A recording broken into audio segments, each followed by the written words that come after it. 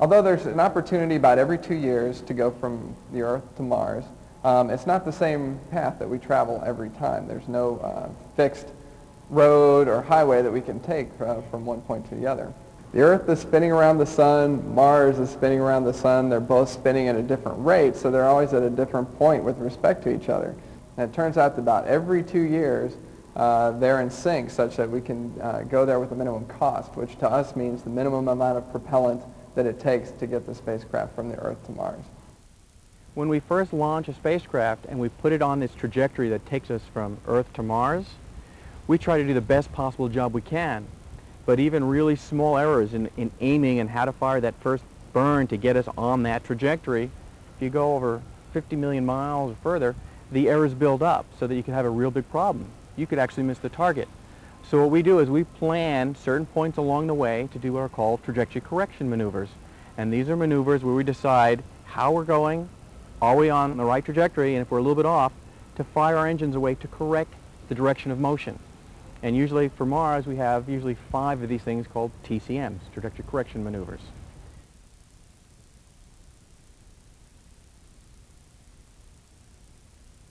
Unlike travel on Earth, where you have a road to travel on and a GPS system that will tell you precisely where you are at any given time, we only have one measurement, and that's the measurement of the distance from the Earth to the spacecraft to tell us where we are. And we don't have any measurements that will tell us where we are in the other components.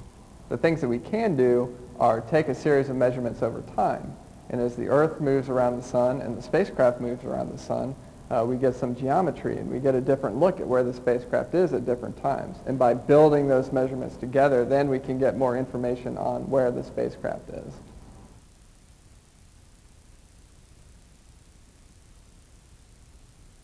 There are a number of problems in the space environment. It is not friendly, even to a robotic spacecraft.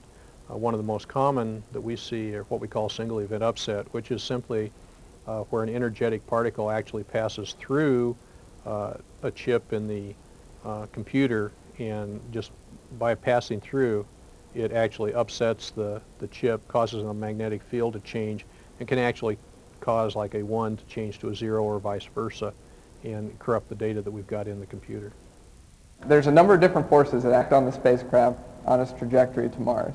The dominant force is gravity. The spacecraft's actually in orbit around the sun, so it's the gravity of the sun that's the dominant force. However, there are many other smaller forces that act on the spacecraft that sound pretty small but actually have a big effect on where the spacecraft's going.